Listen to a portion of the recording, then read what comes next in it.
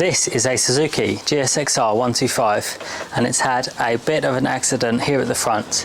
These forks are completely bent, front wheel is pushed back and the fairings on this side are all smashed up. So I have a lot of work on my hands here to try and fix it. The front fairings are smashed up as well and there's just a lot of stuff that isn't quite right. All of this stuff is bent. You can see there that front wheel is really pushed back into the radiator area and this whole side is missing the fairing. So I'm going to first of all try and start this bike. It's got a keyless ignition and I do have the fob for it here, but firstly I need to get a battery on. So to do that I need to pop up this seat and then hopefully I can figure out how to get under this seat, find the battery, put a new battery on and see what happens. To get the seat up I just undid 2 bolts underneath it and there's the battery. So I think it's flat, I don't know, so I'm just going to pull this thing off and then put in a new one.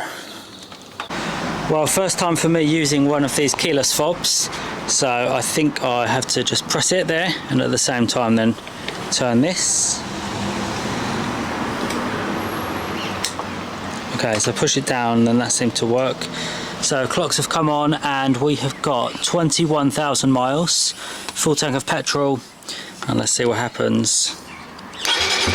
Oh wow, okay, nice.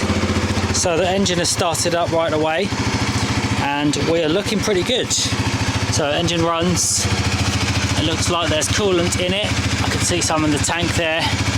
And in a second I'll check and make sure this radiator is getting warm, but I can't see any reason that there would not be fluids in this bike. I have already checked the oil.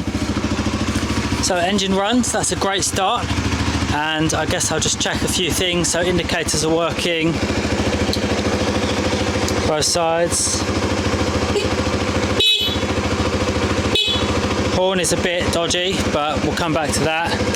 Headlight, not really working, but yeah. Engine runs, this is looking like a pretty easy fix now. This bike is so bent up that my only hope at rebuilding it is to completely take off all of this front stuff. So I'm going to remove this entire front end and the side fairing and see what's underneath.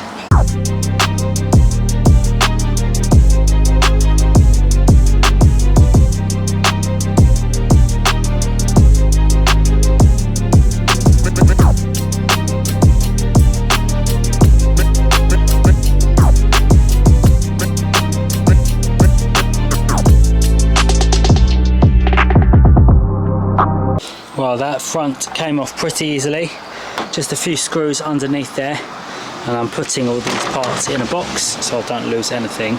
So now I just need to take this plastic cover off and then we can see what's underneath. The front of this motorcycle is really bent and the forks have taken a real impact. I'm guessing this bottom yoke will also be bent, but we'll find out in a second when I try and fit some new forks. For now I will strip off this front mudguard, strip the wheel down and just get everything back to a bare frame, and then we'll see if some new forks will go into the yokes. The easiest way to change these front forks is to get the bike up on a wall like this. So I just lean it up against some cardboard. Got to be really careful not to scratch the tank, but up against some cardboard. It's quite a light bike so you can get away with it. While I am here with the wheel up in the air, I'm going to spin it, and it is a bit buckled, so not ideal. It's about half a centimetre out of true, so really I should replace this. So I'll see if I can find one. And again, the disc is what's really important. The disc doesn't feel too bad actually, so it might be, well, we'll see when we put the caliper back on, but actually I think that wheel and disc are going to be probably out of tolerance. If it's a safety issue, of course I'm not going to mess around, so I'll give that a good test once I've got the brakes back together. In the meantime I'm going to pull off all of this and try and test fit some new forks and see how it all goes together. The other test to do while the bike is up in the air like this is to spin this spindle and kind of study the gaps, and you can see in this case the wheel is massively moving around, so this spindle is bent for sure. so I should change that if I can find a spare one. Otherwise I might be able to straighten it, but I'll probably buy a few more parts to get this bike back together.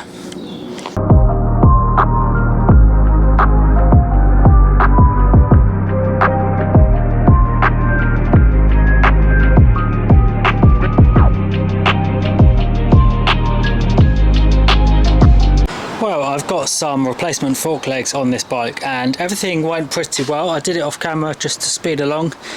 These forks are in and they look pretty damn straight. The bottom yoke also is straight, so that is an unexpected bonus. This bar is back on over here. This handlebar is totally bent, but I've got a new one, so I can now bolt this one in place and swap over all of those bits. And then the front should be pretty straight, and then I'll put the front mudguard back on. The front mudguard is mostly in pretty good condition, but it does have a crack here, so rather than replace it and add to the budget, I'm going to repair. So I'll use this soldering iron and I can just melt along this crack, and this is just a temporary short-term fix.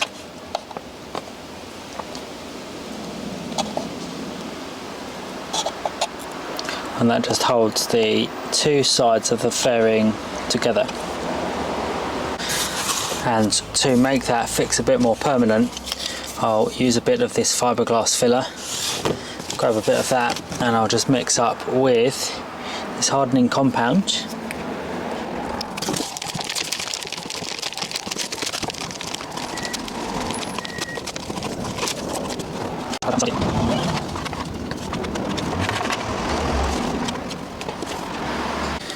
I have bought a brand new front fairing panel, so I will fit the screen.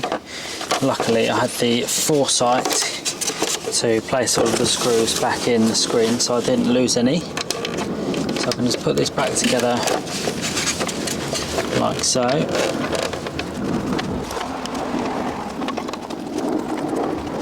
My new headlight unit looks really good, and it just sits inside this top fairing.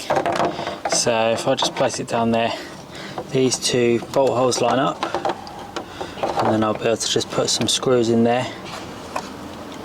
So this front headlight and front fairing attach onto the subframe using these mirrors, so I'll just put these two bolts through on both sides, and that is now attached on to the bike.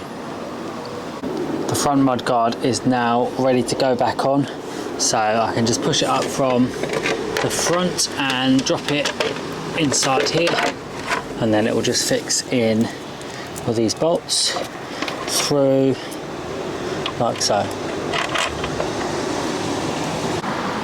With the front mudguard now fitted, it's time to put this on, which is my big side fairing panel, and I will try to do it on camera.